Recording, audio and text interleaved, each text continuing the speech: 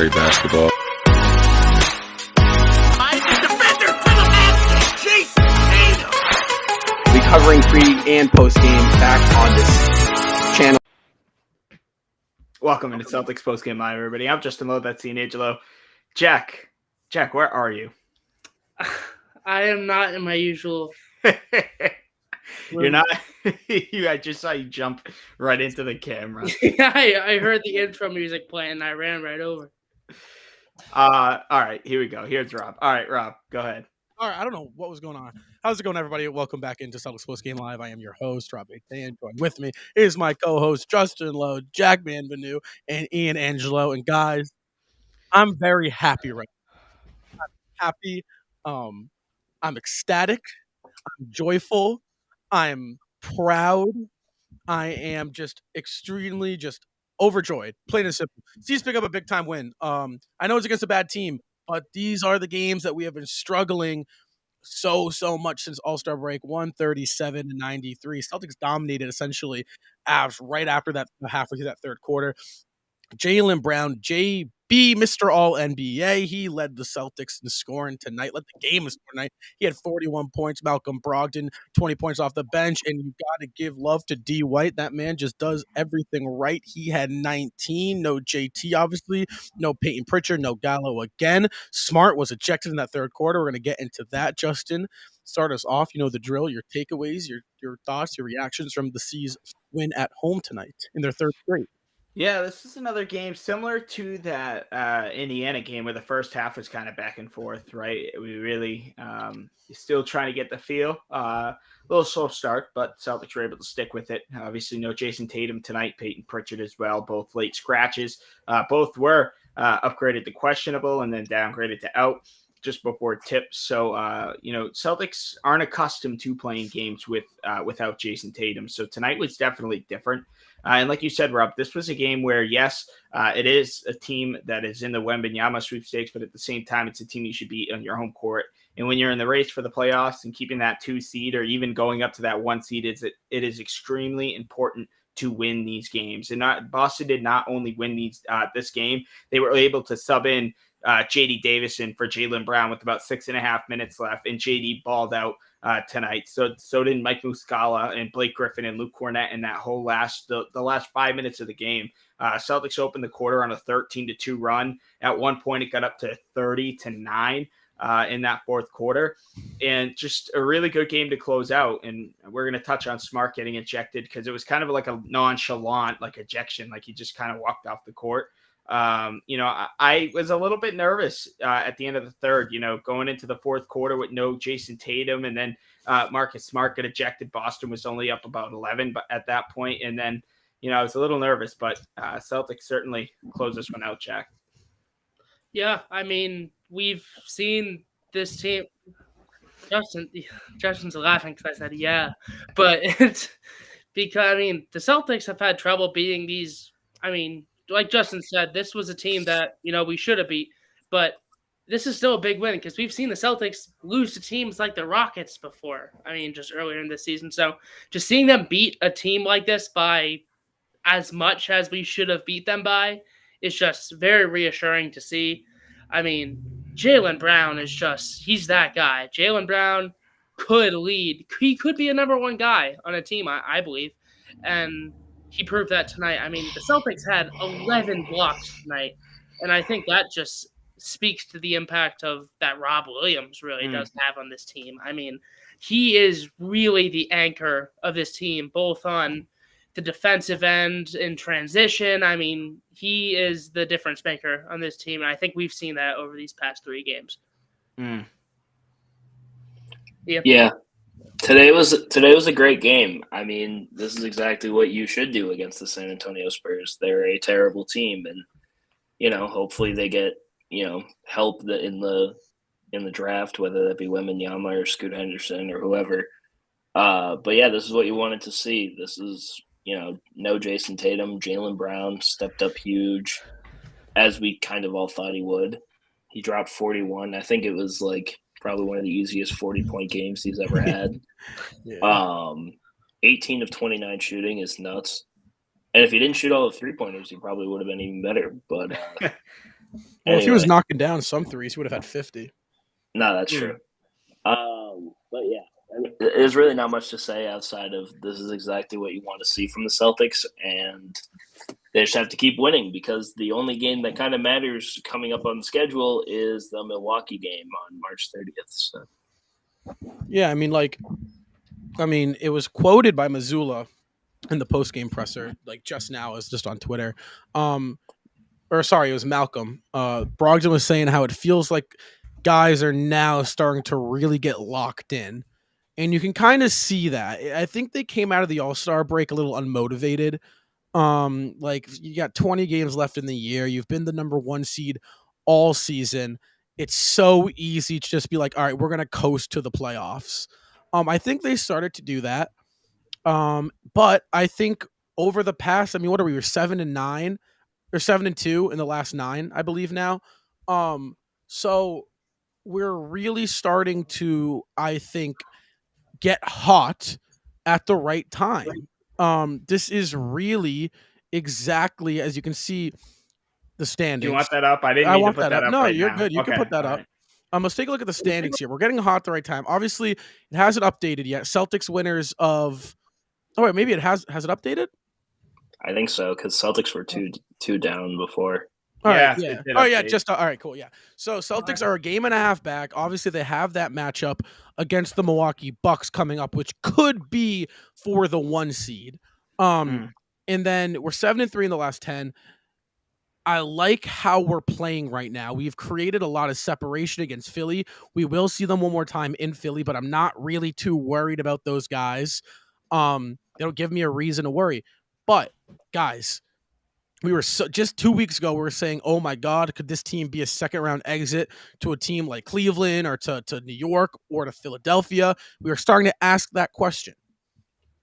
I'll start with you, Justin. How confident are you over these last 10 games, more so 3 games? Celtics blown out, beating each opponent by 23 or more for the first time since I believe like 1970.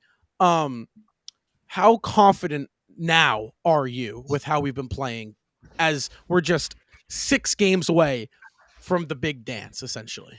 Yeah, remember when I was talking to you earlier and I was talking to you and Oscar about like this time of year and the feeling of it? It's finally a good time of year and you just feel it in the air. You walk outside, spring's coming, the snow's gone. It's playoff basketball. It's time for the playoffs. And I think the Celtics kind of got that feeling as well, where, okay, we kind of coasted through the month of February a little bit in the early parts of March. Now we really need to turn it up, right? It's not about necessarily winning in late March and April. It's going in healthy and it's going in playing your best basketball. And that's exactly what the Celtics have done the last 3 games. They have decapitated teams their last 3 matchups.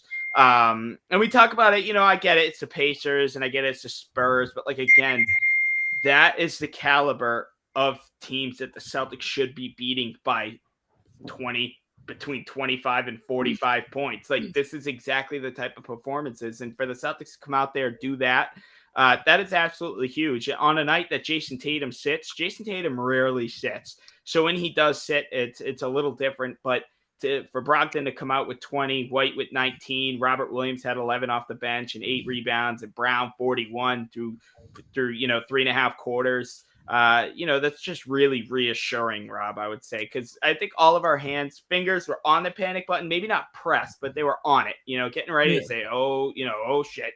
But and then you mentioned before we just hopped on, Rob, it really sucks that we lost to Houston and Utah, combined 3 points, because Celtics would be absolutely rocking and rolling right now if not. But to come home, get these 2 W's. The first game back off a 6-game road trip is always tough, but the Celtics made that look so easy. Ran into a trap game here against the Spurs, decapitated the Spurs. Now we're on to Washington, which, believe it or not, is a really tough matchup for the Celtics. Washington always plays Boston well, so that's something to look forward to. Yeah, now I got another Malcolm Brogdon quote for you guys. Brogdon quoted, "We want the number 1 seed. This team understands the importance of having home court advantage." That's quoted from him in his post-game presser. Ian, first of all, that just kind of gets me even more excited. These guys are, I think honestly that February could have been good for them. Bring them back down to earth, make them realize they're not invincible. That if they don't go into every single game with the mentality of that we have to win this game, they are beatable. But how important would that 1 seed be if the Celtics can find a way to chip away at it? I mean, it'll be absolutely huge because everybody knows home court advantage in the playoffs is it's a real thing. And if the Celtics get home court advantage, there's no other place that I'd rather be playing than the TD Garden. Yeah. So if you're going into a 7-game series and let's say you're playing Milwaukee, I would much rather feel more comfortable with Game 7 at home in Boston than Game 7 over in Milwaukee. Even if you're playing Philly, I'd want to see Game 7 in Boston instead of Game 7 in Philly. So home court advantage is extremely important. The 1 seed, it's still available. It's still up for grabs. Hopefully the Celtics can continue going on this roll, and maybe they can get a win streak to end the season. They have 8 games left or something like that. 6. If they can go 6 games left, damn. Well, whatever, however many games left, if they can go on a win streak and win the rest of those games, and maybe the Bucks will start struggling or something, and the Celtics will end up with the 1 seed by the end of the year. I think the 1 seed will only matter if we're playing Milwaukee. If we get the 2 seed, I think we're fine. But if we're playing Milwaukee, the 1 seed means the most. I mean, I think I like our chances against Milwaukee no matter what. 1 seed, 2 seed, 3 seed. I love our chances. You just have to win a game on the road. You just have to win 1 on the road, right? And I think that's doable. But that also leaves a hefty task on protecting home court every time you're there. I think it raises the pressure of being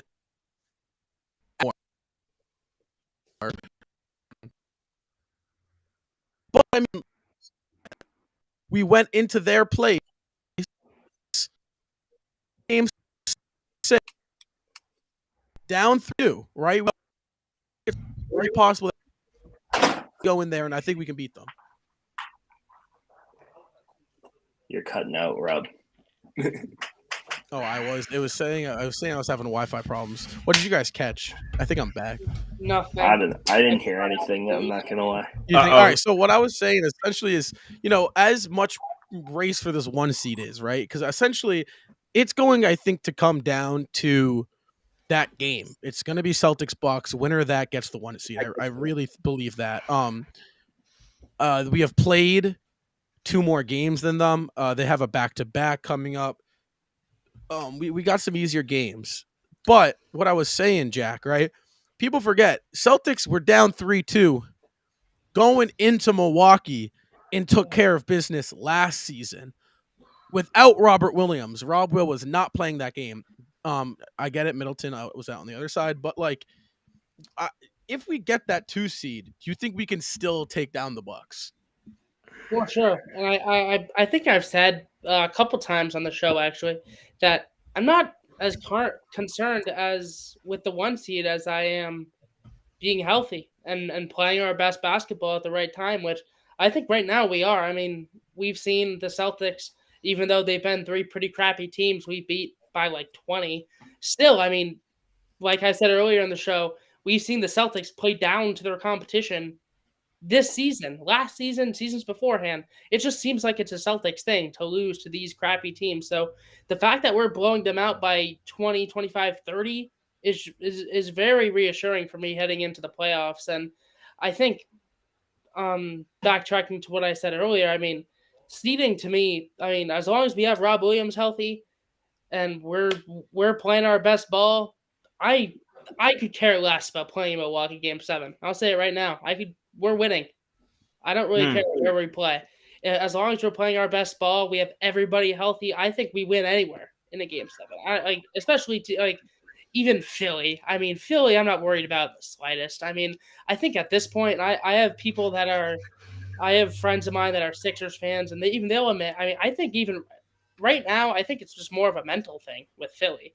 I mean, I don't know how you can go into a playoff series with a team that's beat you time and time and time again, and really be confident that you're going to beat them in a 7-game series. I really, I think I'd I rather see. I think I'd rather see Philly than Cleveland, quite frankly. oh, me too. I think Cleveland could. I think that could be a good 7-game series. I Yeah. think Cleveland matches up just as good as Milwaukee. Very well against us. Very Yeah. well. You could argue that they match up worst with they are our worst Yeah. matchup in the entire league. You could argue. Yeah, because like Milwaukee's got that Brooke Lopez presence, right? We kind of exposed him in Game 7. Obviously, great interior defender, but you stretch him out, he gets tough to. He's a tough. He's an easy go at. I think you could go at him.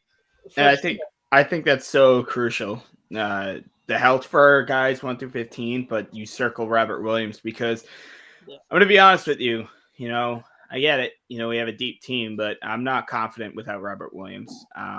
Robert Williams is where this team relies on. That's the guys have said it. You know, we're not here without Robert Williams, and I think that's true. I think everybody else needs to be healthy and on their A game for sure. But if we really want a chance against a hot Milwaukee team, especially if we don't have home court advantage, we're going to need Robert Williams, and we're going to need Robert Williams at 100%. Whether it's Robert Williams starting in the starting lineup or Robert Williams coming off the bench, as long as he's at 100%, I don't care where he's coming from a matchup standpoint. But that's kind of just to piggy off of what you said, Jack. I 100% agree. That was a good point. Yeah, I mean, if I could add one more thing, I don't think I'm even. I get the whole thing of like having our starting lineup play together for a bit before we head into the playoffs and everything. I get Rob being in the starting lineup before we go into the playoffs just to get on that, like have him in there, you know. But Right. I don't think I'm really opposed to the idea of him being on the bench until the playoffs. I don't really, because he's played with the starting lineup long enough already to know what the deal is, you know. You can call me crazy, but I'm okay with Rob coming off the bench in the playoffs. Me too. Yeah, me too. I was a firm believer of like until we go against Milwaukee. Yeah. Even against I was a firm believer back in January. I was like, oh my god, Rob needs to start. Right now, we just need the option to be able to for Joe to say, Rob, get in the game. Right. And quite frankly, Derek White has been our third best player this season. Like Derek White, consistently, legit, consistent. This man has been playing great basketball. So personally speaking, I would absolutely run with the Smart, White, Brown, Tatum, Horford starting 5. Bring Brogdon, Rob, Grant, and maybe Hauser if you really need something. If you're kind of dry, the shots aren't falling, you go to Hauser at 9. But oh my God, for a series against, say we see Atlanta or Brooklyn or Chicago or Miami, whoever we see, maybe Miami I start him because Bam is could be a pain. Which that's another conversation. I don't want to. That'd see be a Miami solid Grant matchup, to be honest with you. I'm not scared of Miami, to be honest with you. I know Jimmy Butler, like historically, they could just extend that series to like an unnecessary 6th game or an unnecessary but I think we give me Atlanta. We take Atlanta in 4 or 5 games, like no question. Yeah. I think Miami gives us a really tough 6 games. I think it's just a different year for Miami. I mean.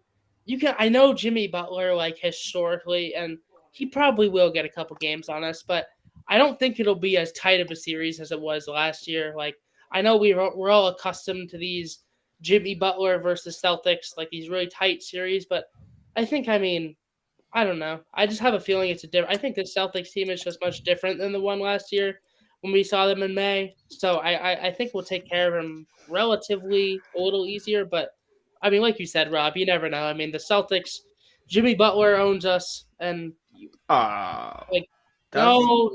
I mean, that might be a bit of a hot take, but it's just Jimmy Butler. He plays very well. Jimmy is that when the playoffs roll around, this man's like, let me unlock something. Yeah, quite frankly, I would love it if Philly had to go and deal with Jimmy Butler for 6 or 7 games over us. Yeah. I would love to get a matchup round 1 against the Bulls or the Hawks or Brooklyn, where I'm very confident we will handle business. Maybe they steal a game and you're like, oh, damn, they got a game. But Miami, you're thinking to yourself, like, if we don't lock in, if we're not focused up, they can really get this series to a point where like, oh shit, our backs are against the wall all of a sudden, right? Like they could realistically do that. I mean, I agree. I think if we drop an early game to Miami, if we drop game 1, that is not good against Miami. Because And I'm just so sick and tired Yeah. of going against Bam, man. yeah, Bam and Moving Jimmy, we've screens seen those and- guys. moving. How many? Exactly. Yeah. Oh my God. But I think if we And- I get what you were saying, Rob. I think if we drop 1 against Atlanta, it's not yeah. it's not a big deal. But I mean, and I think if another good thing about going against those teams is we may be able to rest Rob a little more against a team like Atlanta or Chicago. I mean, I'm not worried about Philly. I think we beat Philly in 5, to be honest with you. I think I'm how not really totally scared I am of Miami. I think I'm even more scared of Miami than I am Philly, to be honest with you. No, honestly, I think you're right. I Philly think is the worst team in the league when they play us. I think we have. I just think Philly comes in against us. Philly comes in against us with the mindset that we're gonna beat them. I think Miami plays us, and Miami realistically thinks they can beat us, and that goes a long way in a playoff series. The Sixers have to convince themselves that they can beat us, right? They have to fool their brains, fool themselves that they're gonna come into our court, right, and they're gonna take care of Boston. No, not at all. I mean, even Joel Embiid, think of how many it's Embiid, he's put up 50 again. It's he's put up these big games and stuff, but first of all, he's the only one on the team doing it. Nobody else is putting up big numbers on that team. And then second of all, did Joel Embiid beat us when you know what I mean? Does he beat us a lot? No, he literally said after a game, I don't know why people say it's a rivalry. They always kick our ass. When your star player, I know that was a couple of years ago, but when your star player says that, that's saying something. That's zero confidence. Going in, remember when the dude was just sitting there eating grapes in warm ups? Yeah. Dude had no confidence in playing the Celtics. I'll tell you right now, this game against Philadelphia means that we're about to play next week means 1,000% more to Philadelphia than it does Boston. Boston drops that game. It's we wish we had it, but we're up 3-1 in the season series. We really control that 2 seed with that tiebreaker. So I don't know. And then that's my take with Philly. Jack, what do you got, Ian? Hang on. We got a quote drop here from Malcolm Brogdon. He said, "We want the number 1 seed. This team understands the importance of having home court advantage." Ian, we talked about that in the start of the show. Yeah, I know.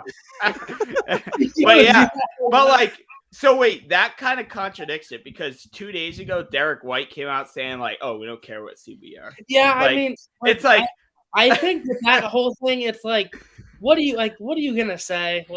Also, Malcolm Brogdon said Jaylen Brown is the best shooting guard in the league, which kind of hurts the All-NBA narrative because he needs to be a forward to make the All-NBA team. So, yeah.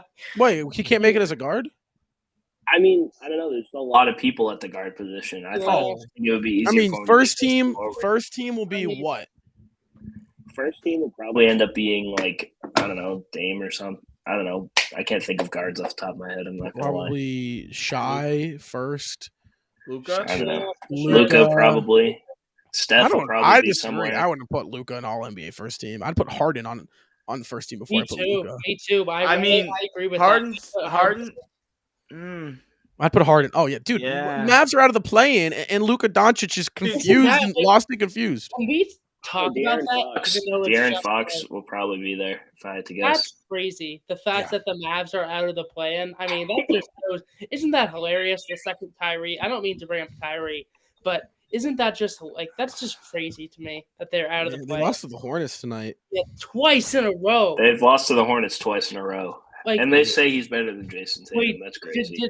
Did they have all their guys Jason back? Tatum. No, so the Hornets didn't have Rozier. They didn't have Oubre. They didn't have LaMelo. They didn't have LaMelo. They didn't have Cody Martin. For tonight? Yeah, today. They didn't have Rozier, Ball. They didn't have Gordon Hayward was their leading scorer, and he only had 21. So that's we talked, but Rob and I were talking about this. Rob and I were talking about this. Like, what? What? What? G-Man, bro. I love Gordon. Oh, Gordon. Oh, G-Man, Gordon, Hayward, I can't G-Man. believe he Other than snapped that, his but leg. okay. That was crazy. All right, Jack, shut up, dude. Sorry. All right, But- Luka actually was but, not the like- problem. Though. He had 40, 12, and 8. Yeah, but- Kyrie's the problem, obviously. No. Kyrie's not the problem. Kyrie's Honestly, they have zero depth, so it's like it's literally just they have no depth. and Christian Wood. It's those three guys and nobody else. They have zero depth. Yeah, They They traded all traded their depth. All their Yeah, depth. yeah. I said this at the deadline about how I thought Brooklyn won that trade easily, and people bashed me for it. and I was you got a like, lot I of don't. shit for that, Justin. I got a lot of, and I don't know why, because I thought it was common sense. They let go Dorian Finney-Smith, who's a very solid wing. He was easily their best defender. Who else did they give up in that trade? They gave up Spencer Dinwiddie. Dinwiddie, who Dinwiddie. balls He was a balls, man. in his first stint with the Nets. And then Yeah, they got. I think they got. jersey retirement, man. I think I was the only one that cut where I'm saying. Yeah, it's okay. Well, let's get back to the C's. Let's get Why? because there's What a lot did of talk he about say? with Boston. I didn't Yeah. say anything, bro. So something else I want to talk about because I feel like a lot of it's been so up and down, right, with the Celtics. But I mean, is it finals or bust, do you think, this year? Like, if they don't make the finals, forget win it. Like, what's if we go 7 games toe to toe with Milwaukee, Eastern Conference Finals, and we lose? That's the Is only. that- That's the is- only. That's the only thing that I Like, can is that- say that won't make the season a failure. Okay, That's the so only that's thing. acceptable. Unless- if it's barring- at the TD Garden, then I got a problem with that. Yeah, barring any crazy injury to anybody on the team, so unless like someone like Tatum or Brown gets injured like right before the playoffs somehow, or something crazy like that happens, it's basically finals or bust unless we lose in 7 to Milwaukee. That's my thought process to it. You guys, you have too much talent. This team is too good. After last year, their expectation is winning the finals. So I think we can have the expectation of them going to the finals and winning the finals. So I think I'm not saying it's championship or bust, but it's pretty much about as close to championship or bust as you can, in my opinion. So I mean, I think I would say for me, it's championship or bust, to be honest with you. Like, losing in the finals 2 years in a row, which sucks so much. Can you guys imagine if we lose in the finals again? Like, that would as just... long as it's not to the Warriors. Dude, if it's the Warriors again, I don't think I'm not going to be around for like 2 months. I'm just going to be in my room. I think that if we make the finals, you have to win it. I think I'd rather lose to a game 7 to Milwaukee than make the finals and lose, because no one on paper out west can beat us. It's not really. I mean, really, I think the finals, the NBA championship, will be that Eastern Conference Finals if we get it, despite any injuries, despite anything, between the Celtics and the Bucks. I mean, I think that is the real. Those are the 2 best teams in the league, and then I think Philly can beat Milwaukee. I think Philly has a better chance of beating Milwaukee than they do at beating us. I think. I think, like, if it's honestly, I would. Can you imagine that plot twist? Right, like, Yeah. C's got that 1 seed. Philly and Milwaukee are playing around 2, and Philly somehow squeaks it out. Like, that would be ideal situation. Yeah, but that no. would be ideal, but that would also be It so won't happen. unideal if we lose to Philly somehow in the conference finals, and we have to live with the Philly fans just shitting on our lives. Like, That that'd would be the worst. That would be the worst. I'd way rather lose to Milwaukee. The season would 100% be a failure if we lose to Philly in the playoffs. If we lose to Yeah. Philly, I'm never showing my face ever again anywhere. Dude, the thing that sucks is Philly would act like they've owned us for years. Yeah. Like, Oh, literally. yeah, but I agree, Rob. I think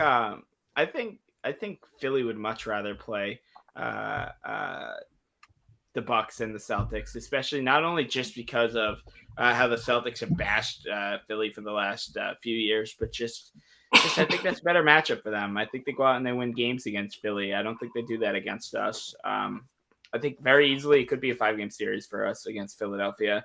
I think we lose one.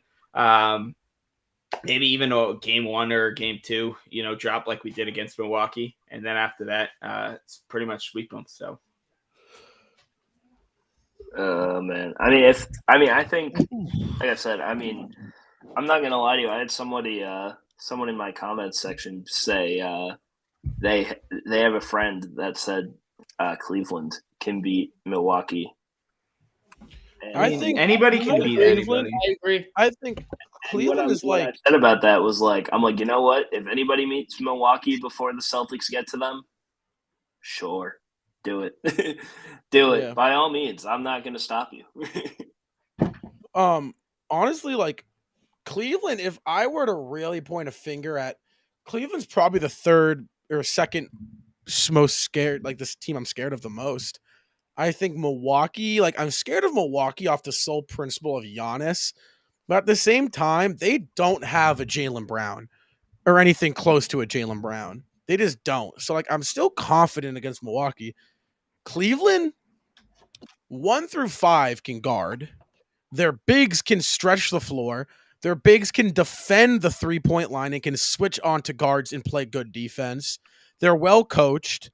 They're good at shooting threes. They're letting up 106 points per game this season, which is just nutty.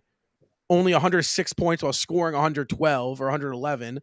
So defensively, I think they're going to be a really tough matchup for anyone in the second round, which is why I'm like okay with getting 2. Because I don't think Philly presents a mismatch on defense or presents the matchups that Cleveland can defend us. They can. I think that 3 spot, their forwards are a little rough. Lamar Stevens, is that who's starting for them? Or I think it's Okoro. Isaac Okoro. But yeah, I mean, really, the East is a toss up still. It's anyone's conference. There's the 2 top dogs. I think the West will probably be the Nuggets, unless like a team gets hot. Golden State looks bad. Sacramento looks good. The Clippers can never stay healthy. The Lakers won't be healthy. Can you imagine we'll the see. Kings go to the finals? Like that would shake up the world if the Kings went to the finals this year. The beam team. The beam team. The beam team against the green team. I'd love to see that. Justin, you're muted. Do you know that? Oh, but the Celtics, what did think of not only making the finals, but just making the playoffs for the Kings? I don't think they made it since it's gonna be fun 2006. Yeah, it's been a minute. It's gonna be fun to see them in the playoffs, regardless. I'm a fan. I'm like they're probably my second favorite team, to be honest with you. I rock with the Kings this year. They're a lot of fun. But I mean, wouldn't it just suck if we had to play like a tough, long 6-game series against like Cleveland or like even 7 maybe, and then like a 7-game series against Milwaukee? Like that wouldn't. Well, so like my thing is if this Celtics team gets hot during the playoffs, if they're hitting, like, remember that 25-game stretch start the year where we were just knocking down like our 3-point percentage was just crazy. If we can somehow find a way to get hot like that during the playoffs, no one will beat us. Plain and simple. We will take care of each team in 6 games. And I think that the one thing the Celtics actually have over every team in the East this year and out West, besides Milwaukee, is experience. I mean, the Cavs have never been there before. The Knicks sure of hell hasn't been there before. Philly has been there, been to the second round quite a bit. I'll give them that. But I think the Celtics are really tough. I think teams would prefer to see Milwaukee over Boston. I just think off the sheer depth, off the sheer the shooting ability, the defending. I think Boston presents a really tough matchup for anyone. I like our chances against any team in this league, and I think this team also thinks that. I just don't see us. I don't see us, I guess, dropping. Like if we get to the finals this year, I don't see us losing. These guys took it hard. Even guys like Malcolm Brogdon, who wasn't even on this team, they know the task at hand. And right now, the Celtics have been in I think they've won 7 of their last 9 games now. Boston has. So they're starting to play really good basketball over the last 10 games, and this is the time where you want to start playing really good basketball. So, I mean, think of it. Look at the end of the schedule. I don't have the schedule pulled up, but I know we have Toronto on there twice. I know we have Philly. We have Atlanta Washington. twice. We have Atlanta. So, think of it. Atlanta, even throw in Washington, who, if they sneak into the play-in tournament, Atlanta, Washington, Toronto, those all 3 teams could very much be first-round matchups for the Boston Celtics. Even throw in Philly, who you're almost guaranteed to We got see Toronto in we the have second Toronto round. Yeah, too, Toronto. Yeah, I got the schedule right here. Actually, we got the Wizards obviously next, and then we got the Bucks. Then we have Utah, go to Philly, come back to Boston for 2 games against Toronto, and then we have Atlanta. So figure the only team that we might not see in the playoffs this year is that Utah Jazz team. So any other matchup this season could very much be a playoff preview. Might be a little unlikely for the Wizards, but it's the NBA. We've seen crazier stuff happen. Maybe the Wizards slot up to that 10th spot and they get in or whatever. We have to play Washington. These last, how many games? 6, 7 games? 6. These are playoff previews. These are games you need to go out there and win. Even if you rest Tatum or rest Brown in these games, go out there and win games. Because guess what, Milwaukee, I don't think they're going to slow down. So you're going to have to win games at the same rate they are. I mean, I could see us going. I think it's very Celtics to drop one of these games versus Toronto. Because I don't know. I can just see that happening, but. I think we win out. If you want my honest opinion, okay. I think we win out. I think this team. Too. I can totally see it. I think the team is so clearly locked in now. They're so clearly engaged and very self-aware of how they dropped that 1 seed after working 60 games to create space. I mean, I'm reading more. I read the whole quote. Brogdon essentially said they were very surprised when Milwaukee took over that 1 seed. It kind of shocked them. It took them off guard. He used the word shocked. And I think they want it back. I think they feel that they deserve the recognition of being the best team in the Eastern Conference, not only being the defending Eastern Conference champions, but they have been the best team all season long. And there is no denying that. They have been better than Milwaukee and Philly throughout the course of these 75 games they've played. I think we take care of Washington. Milwaukee, I think you want a bold prediction? I think we go into Milwaukee and I think we wipe the floor with them. That's how confident I am. Are you Seamus guaranteeing it? Are you going to go that? I'm not going to Seamus guarantee it, but I think this team is really locked in. Bro, you can't say we're going to mop them confidently and not Seamus guarantee it. That's my prediction. You can't do that. All right, you know what? I guarantee that the Boston Celtics will go into Milwaukee. We have to get Seamus on at the end of this Bucks game now, and they will take care of business. I think the Celtics take care of business here. I think maybe they drop a game or 2, maybe 1 or 2, but I really do think these last 6 games they're gonna lock in, focus up, reclaim that 1 seed that's rightfully ours. And head into the playoffs on a good note. You know who we're going to blow the fuck out, speaking of notes, is Utah. We're going to kill those bozos, man. They're going to come into our house. We're going to beat them by 25. They're not going to be ready. They think oh, yeah.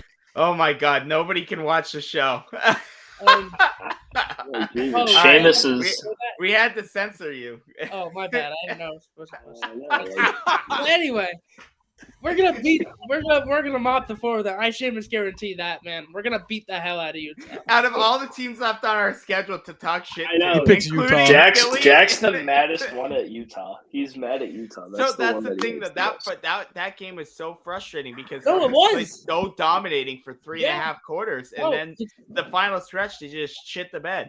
But I want to talk about tonight because tonight was really big for the Celtics because last night the Bucks and the Sixers both played, and they both got blown out of the water. Milwaukee got blown out by Utah, and Philly, who'd they lose to? Was it Phoenix? They might have lost to Phoenix. It was Phoenix. Either way, so for Boston to come in, there were some implications with this game. No Jason Tatum. Coming home, San Antonio Spurs could have been a trap game. Celtics took care of business. And I mean, if the Celtics lost this game, not only would it have been devastating because it was against the Spurs at home, but it really would have been devastating to not key on an opportunity after, Milwaukee and Philly dropping both games. And I think Philly's lost 2 straight. So Celtics have opened that gap up to 2.5 games. Yeah, look at that. 2.5 games between Philadelphia, which is absolutely huge. And then even look at our road record. We're 10 games over 500. I love our chances on the road, even in the playoffs. I think Celtics know how to win on the road. I think, hey, look at that. A game and a half away from Milwaukee. I think we were 3 games back just not too long ago. So that's huge. Hey, I mean, if Milwaukee keeps losing they've lost a couple games over the last couple weeks or so. They lost to the Nuggets yesterday. I don't know if this is something that you guys have thought of, but have you noticed that the last 3 or 4 games Milwaukee's played a good team, they completely just forget how to play basketball? I mean, they folded in the second half last They night. lost to the Sixers. They folded to the Warriors in overtime, and then they completely folded to the Nuggets. Maybe that's a narrative to start. If that was Boston, oh my God, we would have gotten wrung out by national media. For real. Absolutely torched. I mean, didn't the Bucks lose by 50 this year to the a fully healthy Bucks lose by 50 to the Grizzlies? Why Hornets. nobody talked about 50 to OKC. So. Nobody talked about that. That's but what I'm saying is nobody talked about that. Like, we'll drop a 1-point game against Houston, and the national media is, is Boston season I think over? it's because Milwaukee. Milwaukee's a small market, so nobody cares. Remember how many people were on us after we lost to OKC? Do you remember how many posts there were about that? To be fair, we gave up 150 points. That was report, bad. Omar, we had Sports Center, everybody was posting about that. It was crazy. I've never seen anything like it for a regular season loss. I mean, it was bad, but still. Yeah. I think the other thing is that Milwaukee is still technically a small market team, no matter how good they are. It's kind of like when Cleveland had LeBron, no one really shit on them that much just because they had LeBron. But no one's really going to shit on Milwaukee because they have Giannis, and Milwaukee's a small market and nobody cares. Boston's a big media market, so people are always going to tune in. People are always going to talk about them no matter what. And it sucks that way, but there's really nothing you can do about it. It's like a curse and a blessing. Like that. Absolutely. Yeah. Why do you think everyone talks about the Lakers so much? It doesn't matter how good or bad the Lakers are. People are still going to talk about them. It's because LA is a big market and they have LeBron. So. Absolutely. On that note, dude, it is 9 o'clock, bro. Like we didn't even start games last week until an hour. I know. Thank God that's over. Yeah, West Coast. For real, those 10 o'clock games were nutty. That was crazy. Yeah, just wait to the finals. Remember last year in the there was a game that started in Boston, 9 o'clock in Boston. Yeah, all games are 9 o'clock. They want Warriors fans to be able to watch, but I mean, Warriors fans are bandwagons at all times. Warriors fans. You set it to 8. 8 is a fine time. Dude, 9 was brutal. We should not air the game for West Coast people. And just give it to me. And, Jack, you were on West Coast. And because it was ABC, ESPN, that they didn't start till 9:20. Like that, whenever it's on national TV, they always start so friggin' late. It's so annoying. Thank God Tuesday's a near early start though. I think it's 6 or 7 or something like that. Yeah, well, the Boston Celtics did take care of business tonight. Big time against San Antonio Spurs. Ended up winning 137-93. Their biggest win since that 13 months ago. They blew out the Philadelphia 76ers on their home court by 48. Jaylen Brown led the entire game scoring with 41. Malcolm Brogdon had 20 points off the bench. Derek White, like I said, 19. No Jason Tatum. No Marcus Smart after that third quarter. Seas take care of business. Tune in for Celtics Postgame Live after the final buzzer sounds. The Celtics versus Wizards game. You can catch that right back here. Tip-off is at 7 p.m. Eastern time. In the wise words